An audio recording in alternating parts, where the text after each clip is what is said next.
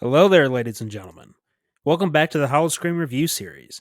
Today, we're taking a look at Evil dies tonight! Fuck off, film. Dear God, I swear it has to be one of the most overhyped and overused pieces of cinema marketing we've seen in the last decade. And let's be honest here, people, we knew evil wouldn't die this night. I mean, considering we knew this set of BlumHouse films were going to encompass a trilogy, what was the expectation going in? Obviously, they weren't going to pull another Dr. Zartane twist, and by the end of this film, the only thing dying tonight was a bunch of idiots wielding assorted household items as weapons that amounted to being as effective as a gender studies student calling you a bigot for not supporting the current thing. But let's save that mess of a scene for later and get on to this review. Halloween Kills. Well, I guess it's better than Halloween for the third time. So, because the previous film was average at best, you could say I didn't put a lot of expectations on this sequel. And being that they rebooted this franchise for the fourth time in the past 40 years, I was at a point where I came to terms with the realization that we would never get that same lightning in a bottle like we did with the original Carpenter film. The film was simplistic and wasn't dependent on sequels to carry the story forward. With that said, how does Halloween Kills stack up to the other sequels in the franchise? Well, I'd say it's a combination of all the sequels we've got so far. Call it a Halloween greatest hits film if you'd like. Is that a good thing?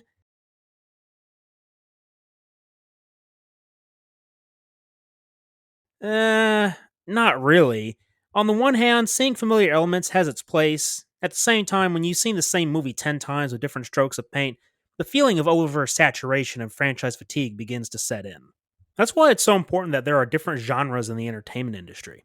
If we kept getting the same shit over and over nonstop, people will begin to lose that feeling of wonder they receive when watching their favorite film.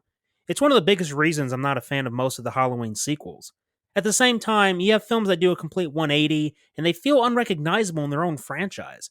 And that can be an accurate summary of my problems with this film. It utilizes familiar elements like we've seen in previous films, and at the same time adds things that feel misplaced. First, let's cover the story here.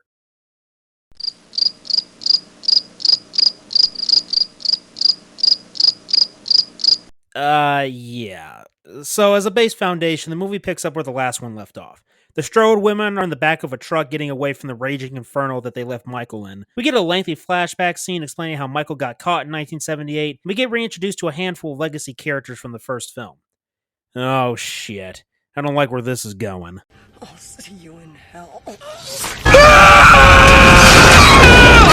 This flashback sequence has been receiving a lot of praise. Many have complimented on the quality of the scenes and how it recaptured the look and feel of the 78 film. And to a certain degree, I will acknowledge the positive elements of this sequence. I find the effects used to recreate Dr. Loomis to be some of the best practical effects used for this endeavor. This use of makeup, lighting, and getting an actor that resembles Donna Pleasance should send a message that the old school movie magic still works, and in most cases, I would prefer they used it that way. Hell, this work here looks a hell of a lot better than the digital stuff we've received in recent years. Another aspect I thought was well done was the Myers mask. It looks so clean and pristine. The mask makers did a fantastic job. Now, as for the context of the scene, my feelings are very mixed. For the purposes of the narrative the filmmakers were trying to tell, I suppose it makes some sense for the detailed introduction of the character Lonnie. He was a minor character in the first film, and now they've brought him back for this film. Another character whose relevance and character arc is tied to this flashback is Officer Hawkins. Honestly, I thought his character was dead in the previous film. I mean, who the hell survives getting stabbed in the throat and getting ran over by a police SUV? Who knows and who cares, because he's on a mission. We're on a mission from God. He needs to die. And I'm the one that's gonna get him. Yeah, like he's gonna kill Michael Myers. And speaking of returning characters and death, look what the filmmakers decided to do again. They decided to kill not one, but 4 legacy characters. Nurse Chambers, again. Tommy Doyle. Fuck off, film. Lonnie, as if that's any surprise. And Sheriff Brackett. For what? Look, I can understand the viewpoint that some fans would give, which is that their deaths were necessary to hit the point home that Michael is not to be taken lightly. That their deaths are raising the stakes. My response? No shit. I think the previous film hit that point very well that Michael is a serious threat, especially considering how many people he has killed in the past 48 hours. I really hate that they did this BS again, and I guess they didn't learn their lesson from Halloween Resurrection. With that out of the way, let's touch on another issue I have with this film. Ever since Star Wars The Last Jedi, I've had a big problem with movie sequels that take place on the same day or night as the previous film. One of the reasons is because there's very little room for character development from film to film. I personally like to see characters grow as the movies go on. I don't have an issue when TV shows do this as they are inevitably designed this way. Plus, going from one episode to another in the same season usually doesn't take 3+ years to make. Having a sequel take place directly after the previous film doesn't always work out, and for me, this is where the story takes a beating. Speaking of story, where exactly is it going? I feel like the story took a back seat and the main spectacle was the kills. When I walked out of the theater, I was genuinely confused as to what the story was trying to convey. It didn't help that we got this bullshit side plot involving the second mental patient that escaped the bus with Michael. Apparently, that side plot was some kind of allegory for what fear and mob mentality can do to people. It was also supposedly a reference to the January 6th incident in America, which has been overhyped and equated to 9/11. Now, fortunately, there wasn't any direct references to that event or any political figures, and you guys already know I hate seeing this crap in my entertainment if you've watched the war in pop culture. With that said, let's get back to characters. Specifically, let's talk about what I consider to be one of the biggest wastes of runtime in this film: Big John and Little John.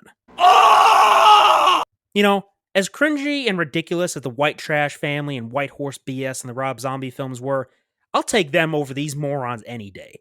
It's the one element of this film that completely takes me out. These two characters were given far too much focus, especially considering how irrelevant they are to the overall plot of the film.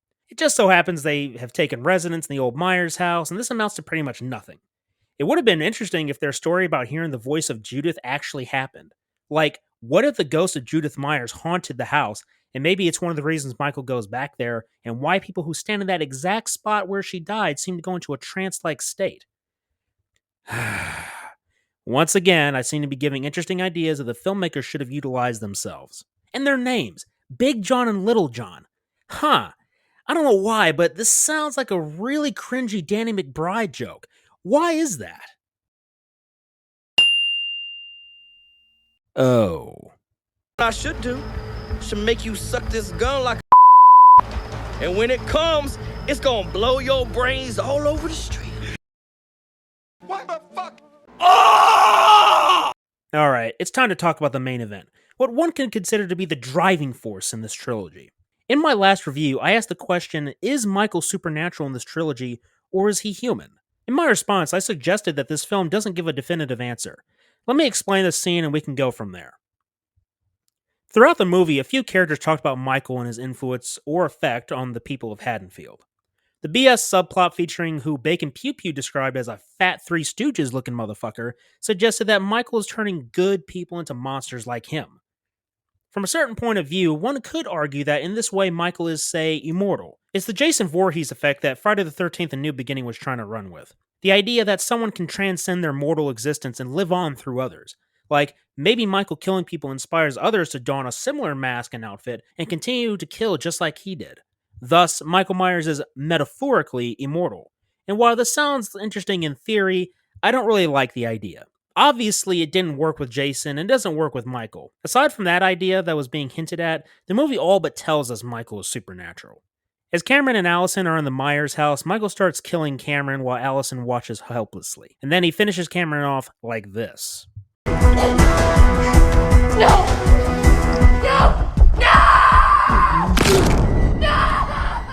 As a quick side note, that death was brutal. At first, I wanted him to get taken out. He was such an ass in the previous film, and I thought he would get his eventually.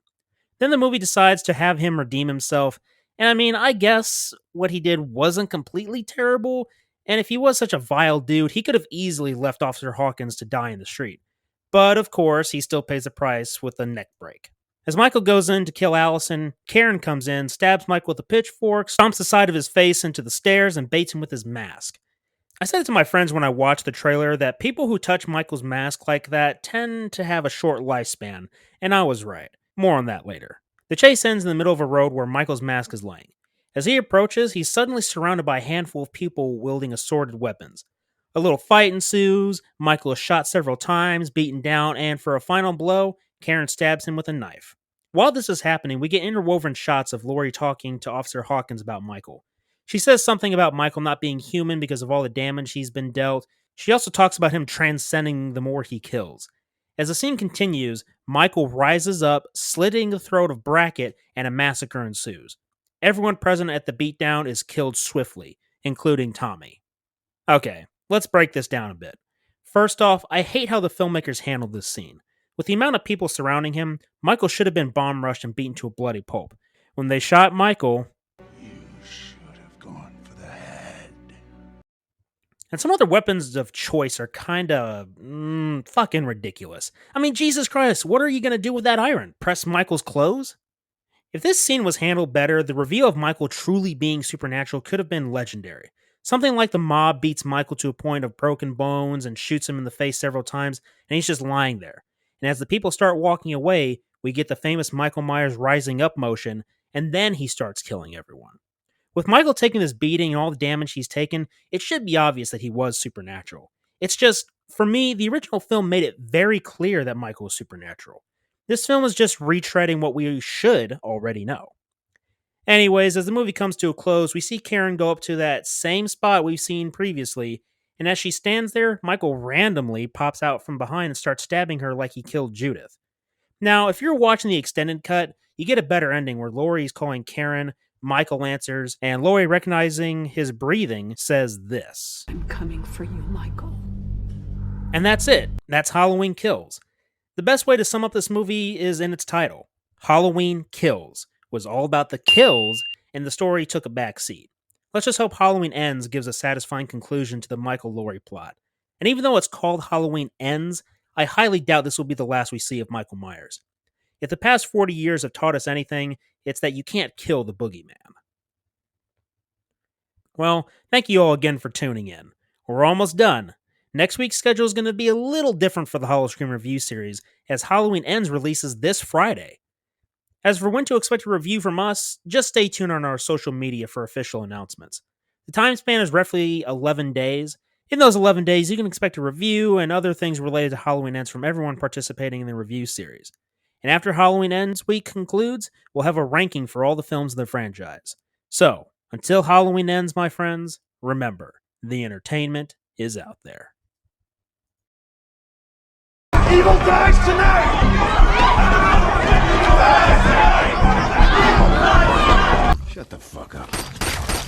I'm Special Agent Spooky Clutter. I'm Special Agent Carter Sauce. Special Agent Dr. Richtofen. And until next time, fellow investigators, remember, The entertainment The entertainment is out there.